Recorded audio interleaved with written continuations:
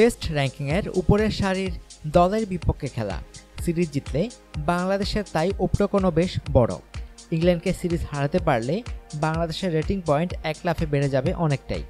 108 rating point নিয়ে ICC test র্যাঙ্কিংয়ের চারে থেকে সিরিজ শুরু করছে ইংল্যান্ড।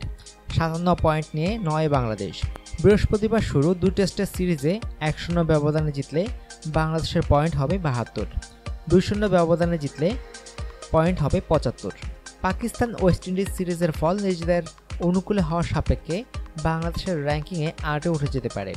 67 রেটিং পয়েন্ট নিয়ে এখন 8-এ ওয়েস্ট ইন্ডিজ। তলানির দিকে দলের বিপক্ষে খেলা বলে হারলে ইংল্যান্ডকে খেসারত দিতে হবে বেশি। 1-0-তে হারলে ইংলিশদের পয়েন্ট নেমে হবে 103, 2-0-তে হারলে হবে 102।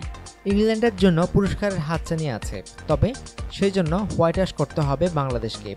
1-0-তে সিরিজ জিতলে ইংল্যান্ড একই জায়গায় থাকবে, তবে 2-0 ব্যবধানে জিতলে অস্ট্রেলিয়াকে টপকে 3-এ উঠে যাবে ইংল্যান্ড।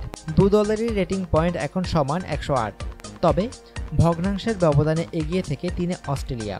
115 রেটিং পয়েন্ট নিয়ে শীর্ষে ভারত, পাকিস্তান 2-এ 111 রেটিং পয়েন্ট নিয়ে। অনুগ্রহপূর্বক সংবাদটি শেয়ার করুন এবং খেলাধুলার সর্বশেষ খবর জানতে স্পোর্টস লাইট সাবস্ক্রাইব করে রাখুন। ধন্যবাদ।